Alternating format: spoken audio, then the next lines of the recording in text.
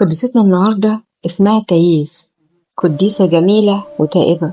قصة قديستنا النهاردة بتدينا أمل إن لو إحنا واقعين في الخطية ومهما كانت خطيتنا كبيرة، في أمل إن إحنا نرجع ونتوب ونبقى حلوين وكمان قديسين. تعالوا نعرف إزاي متحولت من واحدة خاطية وعملت حاجات كتيرة وحشة في حياتها لبقت واحدة تانية خالص، بقت قديسة عظيمة. قديستنا اسمها القديسة تاييس، اتولدت وتنيحت في القرن الرابع الميلادي.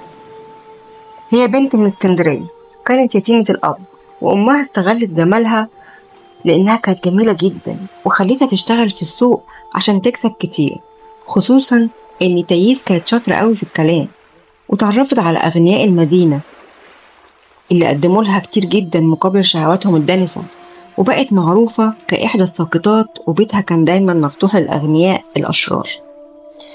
في الوقت ده سمع القديس بيساريون، ده كان أحد شيوخ برية شهيد الكبار، عن تاييس وإزاي بقت سبب في سقوط الناس كتير قوي، فاشتاقت نفسه لخلاصها، فراح صلى كتير جدا بدموع ومطانيات وصيام عشان ربنا ينقذها.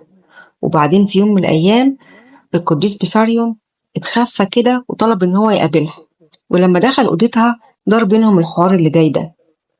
قال لها هو مفيش مكان أهدى من كده أقدر أتكلم معاكي فيه بحرية؟ قالت له فيه، بس ملوش لازمة. لو أنت كنت مكسوف من الناس فالأوضة دي مفيش حد فيها شايفنا، لكن لو كنت خايف من عين ربنا ما عنديش أوضة ما يشوفناش فيها. فراح قال لها يعني أنت عارفة إن ربنا موجود وإن في مكافأة للفضيلة وعقاب على الخطية؟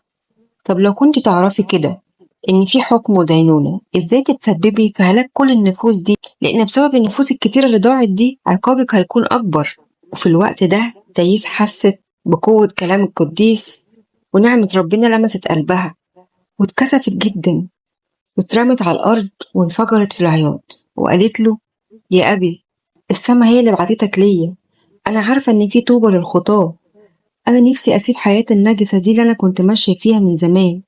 أرجوك تساعدني على خلاص نفسي، وهطيع أوامرك بكل دقة، مهما قلتلي أنا هعمل. وفي الوقت ده عرفت تاييس إن الأب ده كان أحد خدام ربنا اللي عرفتهم في طفولتها. فقدسنا بيساريون فرح جدا لما شافها صادقة في توبتها، واتفق معاها على مكان يتقابلوا فيه. وبعدين مشي الأنبا بيساريون ومسحت تاييس دموعها، وراحت لمت كل هدومها وكل حاجاتها وجت بيها للسوق في وسط المدينة، وراحت ولعت فيهم النار، وقعدت تقول تعالوا تعالوا يا كل رفقاء السوق، تعالوا شوفوا أنا بحرق قدام عيونكم كل هداياكم وتذكاراتكم وكل اللي جمعته في حياتي الشريرة. وبعدين راحت تاييس على القديس بيساريون عشان يرشدها، فراح أخدها وداها بيت للعذارة، وأخدت قلاية صغيرة كانت قاعدة ليل ونهار بتصلي فيها بنسك شديد. وبعد 3 سنين قابل القديس بيساريون القديس أنبا أنطونيوس الكبير، وحكى له على قصة تاييس التائبة، وسأله إن كان ربنا قبل توبتها ولا لأ. فراح طلب القديس الأنبا أنطونيوس من بعض تلاميذه إن هم يصلوا عشان ربنا يكشف لهم أمرها. وفعلا القديس بولس البسيط شاف كرسي محدش قاعد عليه بين كراسي القديسين، وقدامه 3 ملايكة، كل ملاك فيهم ماسك في ايديه سراج وإكليل باهي جدا. لما شاف القديس بولس كده قال العرش ده لتاييس. وتاني يوم الصبح راح القديس بولس يحكي للقديس الأنبا أنطونيوس على الرؤية بتاعته، ولما سمعها الأنبا بيساريون فرح جدا واستأذن وراح لبيت العذارة عشان يخرج تاييس من قلايتها الصغيرة المحبوسة فيها.